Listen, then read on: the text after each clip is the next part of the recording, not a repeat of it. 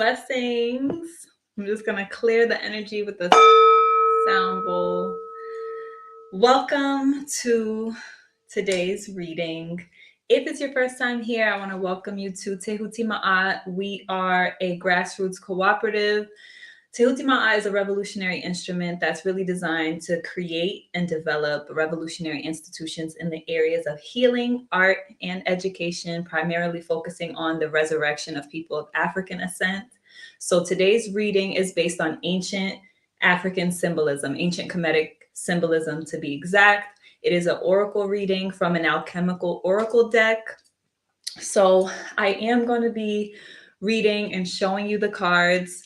I want to encourage you to please use your intuition as always. That's the most important thing. So I'll give a few disclaimers because my readings are a little different. Blessings, Sister Simone. Glad to have you here with us live. If you are here with us live, welcome.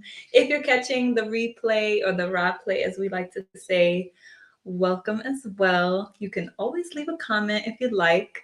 I'll also put on the screen if you want to reach out to us. If you're not familiar with Tehuti Ma'at and you want more information, you can visit tehutimat.org/about to read all about how our revolutionary instrument functions. If you want to reach out, you can always send us an email to grow@tehutimat.org. You can also text us at 646-883-MAAT. So I just wanted to put that in there. And we do have a membership program. So today I'm actually going to share the entire reading. It is a 10-card spread. It's known as my pyramid reading or, Merkut reading. So I'm going to share the full reading. This time, our militia exclusive offering or reading is going to be the energy reading for the entire season. So for the whole autumn. So instead of just doing the first 3 cards, I'm going to do the full reading because this is actually a very intense cycle that we're moving through. I know I feel like a broken record sometimes every time I say that. Please know we are really in unprecedented times, cosmically speaking, spiritually speaking, very unique movements happening on our planet. So don't take that lightly. You chose here, you chose now. And if you're here in particular, know that this is a fated encounter and that there is a message here for you. So you can now consciously navigate these energies because you have the awareness. So before I get started, I do want to say this for anyone who's here for the first time. As I'm sharing these energies, some people are oriented into Kemet from the context of ancient Egypt from a Western interpretation, right? A Greco-Roman perspective, right? A Eurocentric perspective. And it's very important that I root us before we get started to recognize that these are principles and forces of nature. They're not gods and goddesses. They're not deities that we externalize. That's very important because the moment you do that, you prevent a important layer to ingest, which is the part of you embodying the energy and recognizing that it is you, it is us, right? So this is just a reading of the energy. It's not reading the future, what's going to happen. It's just reading the energy that's going to be present to work with. Whether we're conscious of the energies or not, they are always going to be at play and they're going to roll out the way that they do. The benefit of being aware of it is that you're conscious, which means you can use your power to be present with the energy, to embody the energy, to use it to serve you, to move deeper into your mission, your purpose, or your purpose side, right? Because you may have many things to offer us. So I wanted to just go ahead and say that. So let's go ahead and get started. So when I look at the full spread of this reading, let me give it to you in a cowrie shell, right? Broad view. A lot of emotional transformation, but a real clear, like we just moved through this eclipse energy. So if you're here in real time, even if you're watching this, I don't know, a year from whenever this is posted, know that the energy is eternal, right? So the moment you're catching it means that it's present for you. So trust that. But if you're watching it right now, please know, especially if you're here live, please know we're moving through these very intense eclipse energies. When an eclipse happens, we just had a solar eclipse, it doesn't just happen and it's done. It rolls out and the energy has to complete itself. And this cycle itself for this solar eclipse that was in Ma'at, also known as Libra, that energy is going to continue to complete itself, and it's fully closing out a karmic cycle. This is big energy, okay? Big opportunities, and it's really coming to land in our relationships, primarily one-on-one partnerships and connections. It could be platonic, but specifically through the emotional realm, right? So I will talk about the potential that's there for emotions. There's going to be a lot surfacing up. It's a lot of chaotic energy, and it's important that this guidance supports you in recognizing how to navigate that darkness, because that's just is what it is. So trust me, if you're watching this now, later on, by the time the full moon hits, you're gonna be like, oh, okay. Yeah. So welcome, Brother Rob. Glad to have you. I'm glad the Tahuti Militia's in the house. Blessings to you. Okay. So we're gonna begin with the energy of Neith. Remember, if you are watching the raw play, you can pause it, tune into your intuition. If you're watching live, also just take note of whatever comes up for you intuitively. That's really what or how the energy is going to come forward for you in particular, right? So know that and take note of that. If you're watching the raw play, grab a notebook, pause, get ready to, track the energy. Okay, so the energy is in the house of Pet, which is the family of the heavens. And the force of nature is Neith, which is symbolized by this feminine figure. As you can see, she has all of these energies coming out like a web, right?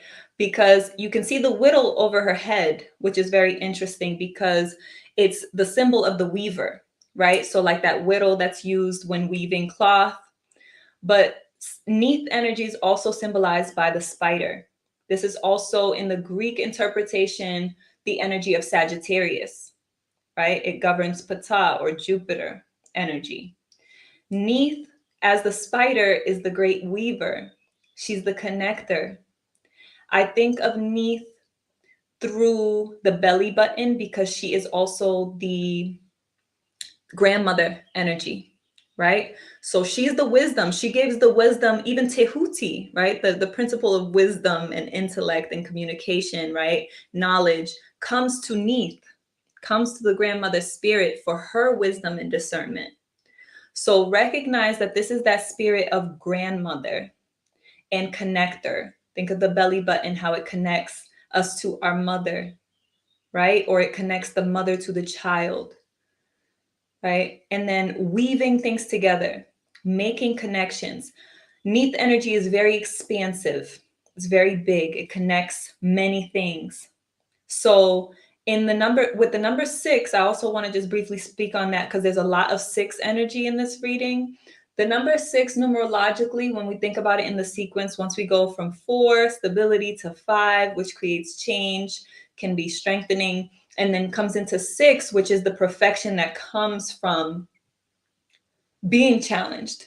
That's a key piece of this reading because there's so much challenging energy coming up for our actual mastery, right? For us to come into perfection with this transformation that's happening, this alchemical process, right? So when the alchemist transforms the lead into gold, that's considered to be the work perfected, right? And that energy, that potential is here for us, but it is through moving through this darkness. So the alchemy is really transforming that darkness into light, birthing the light from within that darkness. But once it's confronted and faced, which requires courage. So that's a big energy that's here. But the guiding principle of this reading is Neith, which is all about our connections. This is about weaving things together, but particularly people. This is a very auspicious time for making contacts and connections. It's a really great time for integrating and creativity, right? Bringing things together, right? Think about how a cloth is woven, right? So I'm going to go ahead and move into the next layer. So the top part of the reading is always the fire principle. If it's your first time here, it goes into 4 layers. Those are the 4 layers of the pyramid reading. The first is the fire. That's the spiritual aspect. The energy then moves from its spiritual, passionate impulse, right, unseen, into the mind, the mental realm, which is the magical mental body, the Ba. Then it comes into the water element. From the air, the mind, it comes into water, which is the emotions. We start to sense and feel it in our emotional body, our Ka, right? Our spirit. And then it goes into the physical material world, the earth energy. Okay. So first layer was fire. So that was that spark, how it comes in. Now we're going into the air, our mind, and how the energy is affecting our minds. Now, I'm going to express it in a way that is a bit prescriptive, even though I'm just reading the general energy. So, this energy is in the house of Ah, which is the family of the moon. And the card is Mut, another 6. Okay. So, remember, the 6 energy shows an energy in its perfected state, right? Not all energies are in that state because every stage has its necessity and its unique important role that it plays in the process. 6 is the perfected state, right? So this energy is about this wholeness and this nurturing that's coming from the mother energy. I want you to look at the symbolism in this card. You'll notice there's a few phallic elements here, right? You can see a few erections, these little like nymphs at the bottom. You see the double wings. You see the vulture. Mut is symbolized by the vulture because the vulture represents that mother energy, the selfless love of the mother. The vulture will literally prick itself so that it could feed its young its blood if it cannot find food and hunt for its young, right? So it's like that selfless love, not necessarily self-sacrifice, but just, I'm going to do whatever I have to do to care for my young. This is in the mental space. So, because this is the energy that's speaking to mother, there's a lot of masculine energy here. And I wanted to speak to that because the mother energy in its perfected state, in its healed state, is mothering from a whole place.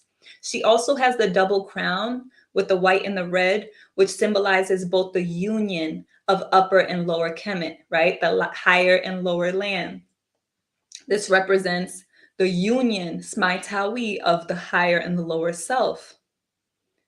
So this mother principle, as it's depicted here, this is about the role of mother in a way that is whole, right? It's not apart from the masculine. It's embodying the masculine because even the mother even produces the male as well.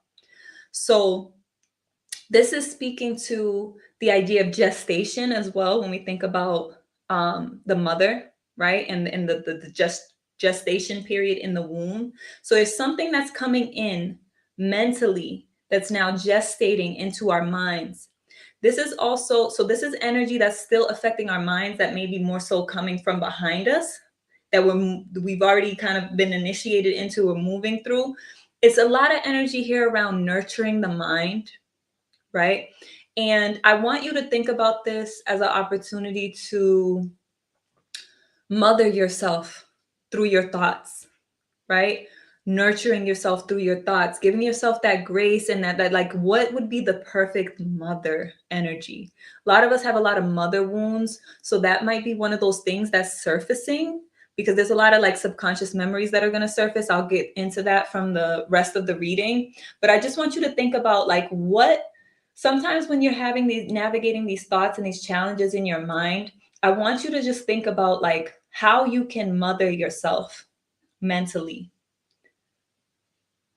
right? And nurture yourself. Give yourself that selfless love. Sometimes it's easier for us to give that out than it is for us to put that in, right? So that's that. The next on the mental realm is the energy of Wajet, okay? Which is in the house of Ta, which is the earth energy, right? And it is the number 3. So once we go from 2, the twin energy, the next number in the sequence is 3, which represents the multiplication, the creative force, right? And Wajet is symbolized by the cobra. What's interesting to me about this, there's a lot of energy here around like royal power, which is very specific because even though we're oriented to royalty from a Eurocentric perspective and we think it's just like, oh, these people are in these positions for no reason, like nepotism, whatever it may be. And in an ancient African perspective, royalty, while it may have come from a lineage, was more of an embodiment of a particular authority that comes from the mother. It's very different from a patriarchal perspective of royalty. I want you to be very clear about that when I say that this energy is present, right? Especially for those who are aligned here. We are a very small knit community. So if you've attracted to this message, then I imagine that you are a raw incarnation of Kemetic royalty. So I want you to recognize that thinking about royalty from an African perspective means it has to be matrifocal, meaning focused from the mother, from the feminine. Not matriarchal, not the feminine on top of the masculine, but from a balanced level. But the line and the respect and the authority, the power comes from the womb. And those two cards, both Mut and Wajet, being at the top of the reading in the mental realm is so literal of royalty because in Kemet, the royalty would wear on the crown the cobra and the vulture, literally representing Wajet and Mut. So this was showing that the Nesubiti, also known as the pharaoh, right, the supreme ruler of the land, was granted authority by these two feminine elements, that of his mother and that of his wife. Right? And I say his because even though we had females that took that role, it was predominantly a male role. It was seen as an active role. And the woman had her own unique role. And you see that the feminine was still uplifted, even though it was honoring the active nature and position of the male authority, given power by the feminine elements in his life, his mother and his wife. So that's very interesting to me that I noticed that that was going on at the top of the reading. So again, this energy of Wajet, you can note whatever comes up for you intuitively, as I said, but this is about heightened intuition because the cobra represents intuition, right? And think about the cobra's ability to move forward, backward, left, right, up and down. It goes in all directions, right? It represents the intuitive feminine principle, which is what the wife would represent, right? And you could think about that symbolically. It doesn't have to be a literal thing, right? This is about spiritual awakening. That is what the energy that we're moving towards is mentally. There's a spiritual awakening and enlightenment, a flow of creative energy that's coming through the mental space, through our thoughts, through our minds. It's also representing protection and power. And as I said, royal power, because that power was coming from the seer, right? That the woman in tune with the womb, with the Wajet, right? Or what some people know in Sanskrit as the Kundalini, right? The serpent power. There were some depictions of the serpent that were considered to be negative as we would, characterize it today, which I'll get into because that's actually the final card of the reading. So we'll make that distinction between the positive depictions of serpent energy and the negative depictions of serpent energy. Okay, so the cobra was a positive depiction of that energy, and specifically through the activation of the creative power, which is rooted in the sexual energy that circulates through our wajet, which is the uncoiling of our spine, or our jed, the backbone, right? So it gets deeper. When I do the collective reading that I share for the militia exclusive, that's where I'm going to expand into the sacred science. If you are interested in learning more and connecting more deeply with these messages, if it really does resonate with you and it's something that you want to be guided deeper into, I do recommend that you join the Tehutimat militia because it's sacred science, right? Everything can't just be outright shared. And a lot of that is incubated in our community, our private community. So you get access to The ARC, which is the African Rehabilitation Center, that is our virtual space, our virtual server. You also get access to our exclusive gatherings. So our monthly healing cipher called Into It. So that happens the Saturday closest to each new moon. We also have our warrior workout the last Sunday of each month, and our community connect the last Saturday of each month. So again, if you're interested in that, you can join the militia. You'll also get our monthly report. So the October report you'll get, that'll have all the different activities and things going on within Tehuti Ma'at. And the ARC is part of our collaboration with the African War College, which is known as the Amos Wilson Collective. So just wanted to go ahead and say that, because I'm going to expand more deeply into that, because I know that sounds like very vague, like what is this awakening, this enlightenment? But it's like this spiritual realization. And I think that that's very important. I'm going to get a little more deep into that as we get into this emotional layer, now that we're moving into the water, because you're going to get more of a sense of how you're going to feel the energy. So that was how it's going to come into the mind and how we're going to think, this spark of enlightenment, right? Through this like nurturing of our thoughts. And predominantly this energy is about this emotional transformation process that we've been in this entire eclipse season. Okay, so all the things that have been coming up for you through the past maybe 4 eclipse cycles. So since last revolution, last year, when we had the lunar eclipse in Ma'at, this is pretty much closing out that energy. So it's been about, 18-month cycle even before that. So the next card here is Serket. Again, you could pause it if you need to. Remember what I said about that number 6 being prominent in this reading? Here we have it again. Serket is a perfected energy. She's in the house of Neph, which is the family of the wind. This is the energy that brings change. Serket is Scorpio, symbolized by the scorpion. Okay, this energy is about emotional self-preservation right now.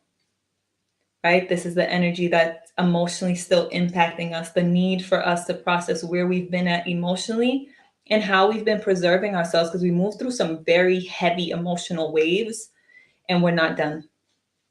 We're closing out and clearing out some of the karmic patterns that we've had in our lives emotionally, especially in relationship with others. So Serket also represents the danger of the misuse of sexual energy, because Serket energy or Scorpio energy is about sexual energy. It is the potential to misuse or abuse that energy or consciously direct that energy. So this is a great time to be very present with what your intention is with using your sexual energy and not just squandering it and releasing it, right?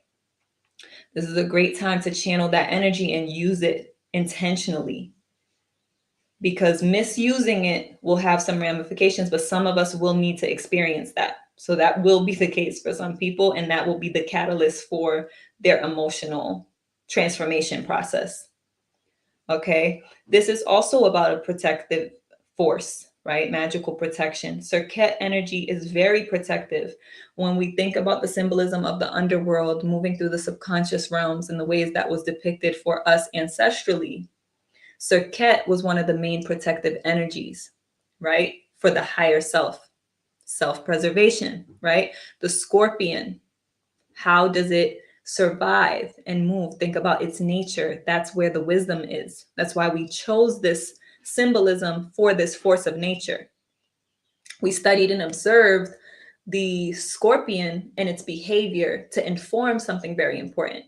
Serket is also about the protection of marriage. You could think about this in the sense that conscious direction of sexual energy allows for you to protect a union, because when that energy is squandered and out of control through sexual addiction and other things that allow that energy to get spread in other places, then that puts marriage at risk. So this is about that union. And you could even think about, where are you at with union with yourself, right? And what type of relationship dynamics are present for you in your life? Is that what you want to continue? Are there things you need to learn from that? These are the things you need to be exploring emotionally. At the center of the reading, which is the center of the emotional water layer of the pyramid, is this card here. This card here, before I put it on the screen, is the connection point between our earthly and our spiritual selves. So it's literally the center of the reading, okay? And the card is represented by this blue feminine figure because it's speaking to alchemy. Ener and Rek, family of Ta, which is the earth. The number is 8, which is representing that eternal space, right? It's infinity, right? Think about the 8 as the cycle having no end, right? That loop, the energy, right? That's the best way that I can put the 8. Now, this is about the energy of alchemy, and you can see what's depicted in the hand symbolically as this female is sitting on this throne with the crown of Mut, right? Selfless mother, which means that's the energy that's required for the alchemist to show up in the lab with. If you want to transform something, there's a degree of, it's not an innocence, but it's a selflessness. It's a pure love that needs to come forward for you to be granted access to be able to transform the energy, right? It has to be genuine, it has to be sincere. And that's considered to be the philosopher's stone. If you're not familiar with alchemy, I'll probably go a little deeper in this in the exclusive reading that we do for the entire autumn season. That's the militia exclusive. What I do want to say about that, I hope that you did like pause it and take note of whatever comes up for you intuitively. This is about alchemizing emotions. That's why it's at the center of the reading. So the emotions that are coming up during this cycle are really going to go through an alchemical process. That heaviness, right? The lead is going to be transformed into light gold, right? Value, right? So think about lead as something dense, valueless, turning into something as precious as gold, right? That's what's happening with your emotions. There's a realization of the wisdom and the power gained from processing those deeper, darker, unconscious emotions that are going to continue to surface. This time with more clarity because they've been surfacing. So you may notice patterns, like I said, going back to last year. So this card is also about the distillation of experience, like things kind of like settling down, like whatever you experience, like allowing it to fully distill. And it's like, oh, okay, I get it. You know, like I get why. And like that full integration and surrender of like success, right? Like successfully processing the emotion and transforming it into that wisdom, right? This is about, like I said, the perfected work, right? Like coming to completion and really accomplishing the intention as you go into that darkness, like actually birthing that light, right? Think about this emotionally. So, whatever emotional pain, trauma, and things that have come up or that will come up throughout this cycle is meant to be alchemized. There is something precious there for you to process if you have the courage to face that space and use the wisdom that's been presented here, the wisdom of Mut, the mothering, nurturing energy, selfless love, the energy of Serket, self-preservation, sexual discipline, right? Creative power, Wajet, intuitive connection, listening and trusting your inner knowing. And then the third card in the water realm is here in the house of Ta again, the earth, again, the number 6, perfected number, Akeru. So you can take note of what comes up for you energetically. You can kind of see this kind of mirrored image here. Akeru is about this like mirrored emotional cycles because we're going to be going through an emotional journey and remembering the past in order to know how to act in the present. So you can see the mirroring as being the past and the present, which only exists within the paradigm of time that's linear, right? In eternity, there is no past, present, and future. Everything is happening in the now. And that's what the card ultimately represents, is the two parts that make up the whole truth. which is what happened in the past is meant to inform the present, which is creating the future. So there's going to be those unconscious memories surfacing, right? This is also about the continuity of time, being able to move past something. So because we've actually processed and distilled the experience of the things that have pulled up these emotions, or the past things that we've experienced that brought up a lot of emotionality, is going to complete itself, and we're going to be able to continue to move forward with the wisdom from what we learned in the present. So be okay with those past emotions coming up. Don't feel like it's something that's like you're going backwards. See it as like you're remembering so that you know what to do now, so you don't create what you created before, right? If that's what you choose, right? Because it is our choice. So that's our Keru. Now moving into the final 4 cards of the reading, which are the most practical elements because they are in the physical realm. They're characterized by Geb, which is the earth, and it's how the energy is actually going to come into our physical lives and experiences. So the first card at the base of the pyramid reading is Sobek, symbolized by the crocodile. You can see the priest with the crocodile mask here. It's in the family of Tag and the family of Earth. There's a lot of Earth energy here. This is a great time to be connecting with nature. Anytime you see a lot of Earth energy present, that's a supportive piece to lean into, right? The number is 2, which is the twin energy, right? The mirrored energy, complementary energy. When we're looking at the 2, it could be that symmetry or duality, depending on how it's embodied. Once it moves into the 3, it's the union of the 2 to become creative energy, like I mentioned earlier with Wajet. But Sobek represents heavy energy. It's volatility. It's like moving through the mud. Think about the nature of the crocodile or the alligator, right? These energies that move through the mud. It's veracity and it's destructive energies. And remember, even destructive energies have their purpose. But this is about being cautious because these are destructive energies that, if they're unchecked, they can bring about your downfall. So you want to be aware of that. It may be volatile, emotional energy that comes up through these things that may trigger you from, or trigger your subconscious past memories, and it come out emotionally in this way. Like the potential is here for this. It also can be embodied through the energy of an ally, right? Someone that's here to support, right? A ferocious like protector and ally that's with you, somebody that's going to be a support. Because it's in the earth realm, I'm saying like this could be something that comes up very literally, because this is about material power, right? This could even be, you know, money. It could be anything that can come up in that way. But remember, even with money, that would be a great depiction of this energy manifesting in the physical, because it could bring about a destructive potential there. Because a lot of people, when they get money, they start wilding out. That's usually what happens. Why? It's this type of energy right here. It doesn't have to, but it can. It can bring about the querent's downfall here. Now we move into the next energy, which is Bennu. It is in the house of Neph, the family of the wind. The number is 5, which is the number of change.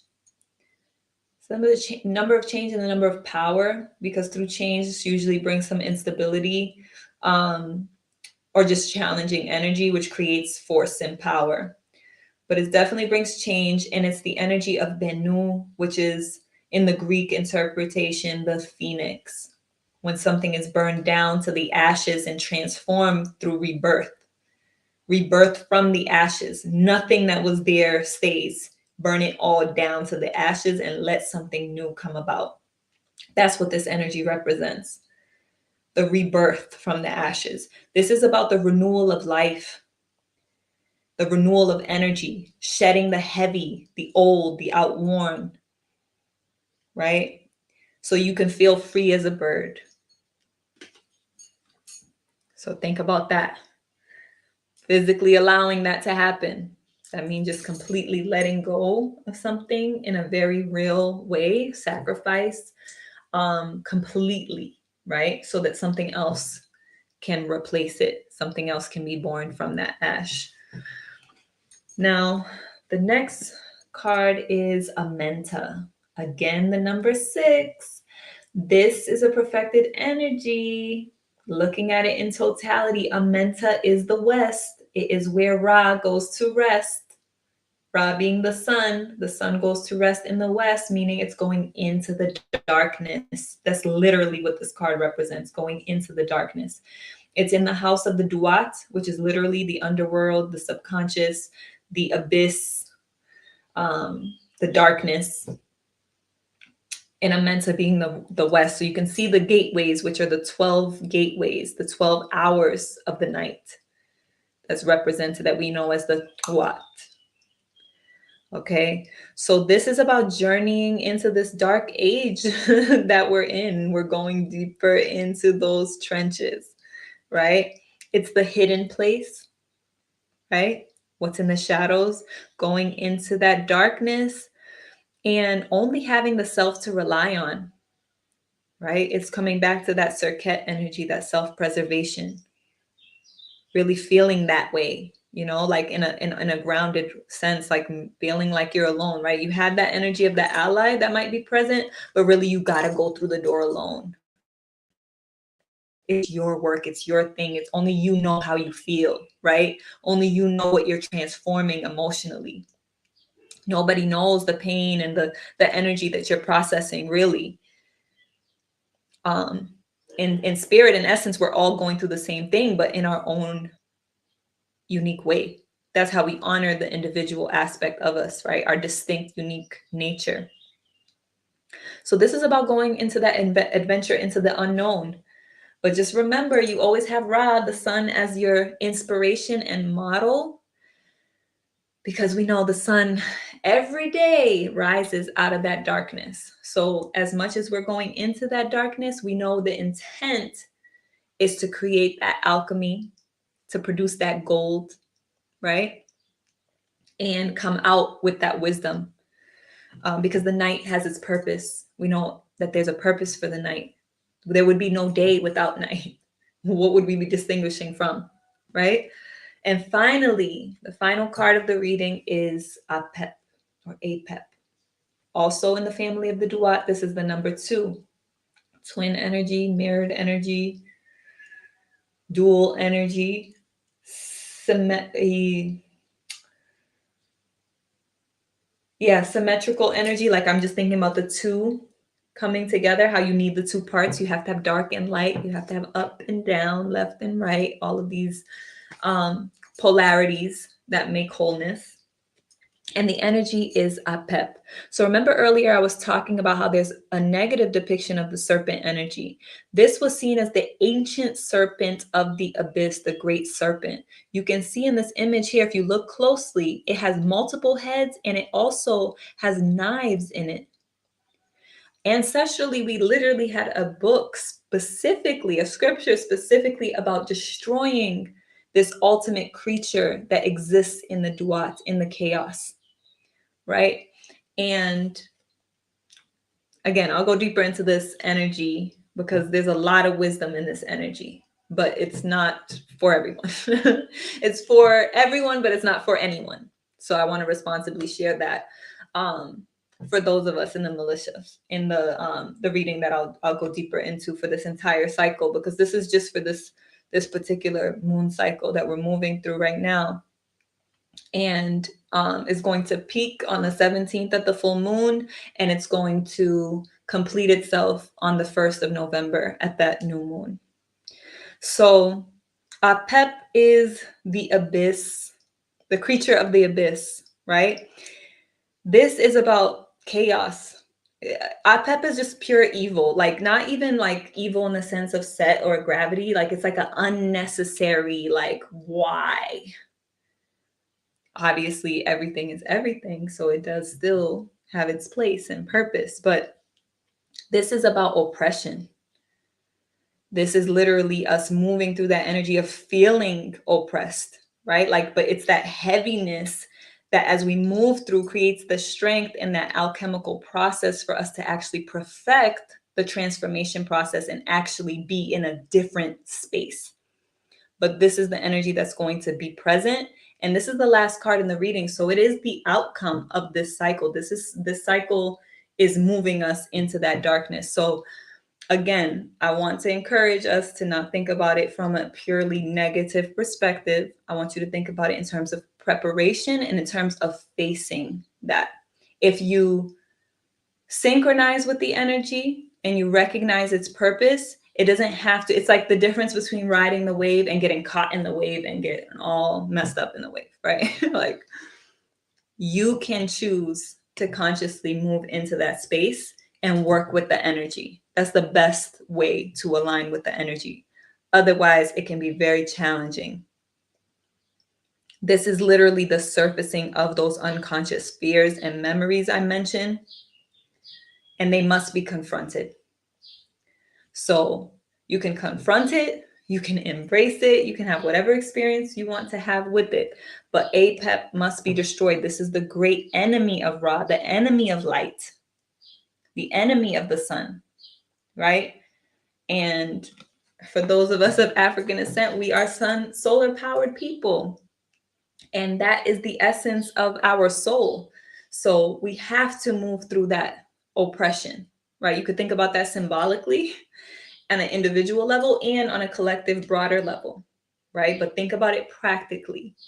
How do you face that, which ends up coming up to surface for you for this cycle? So I want to thank you if you're here and you've watched the entire reading.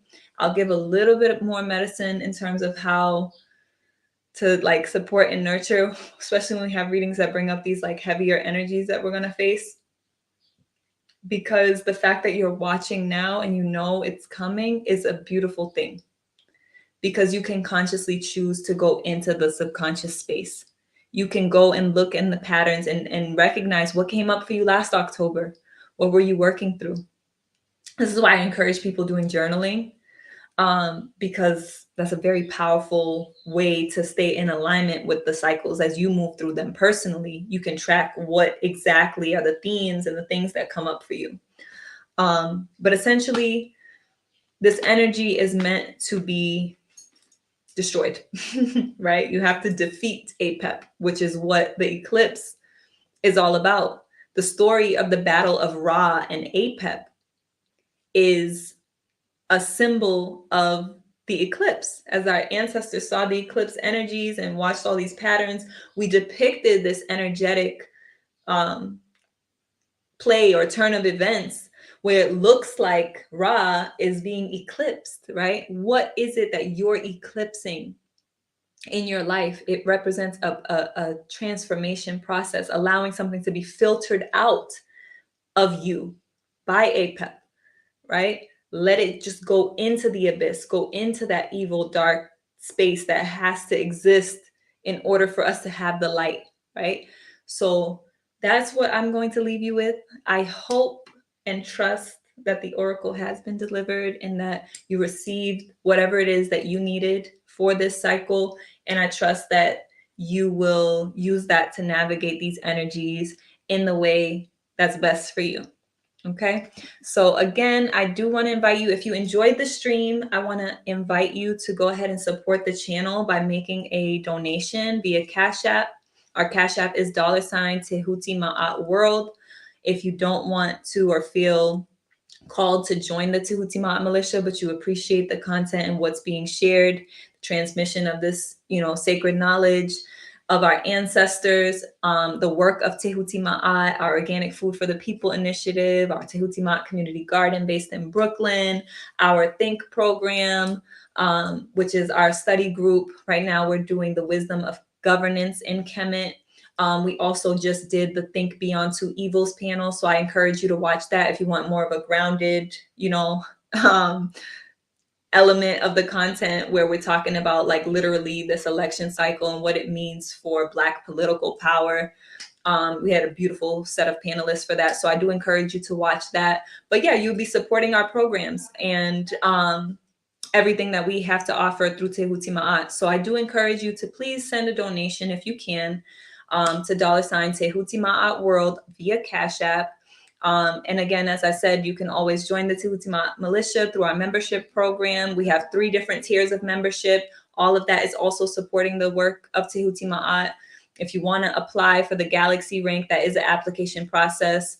Beyond just making the $88 contribution monthly donation, you're also in the space of applying to actually contribute to the cooperatives within our galaxy, right? So if you also have your own organization, right, you're a leader in your own right, this is a great space for that, for entrepreneurs, for leaders who are organizers, to bring their institution or their element, their entity into our galaxy for development through our organizational models. So all of that, if you have any questions, like I said, you can send us an email or you can text 646-883-MAAT. I wish you all have a beautiful moon cycle, and I hope you have a beautiful journey into your own inner world consciously and safely. All right, power.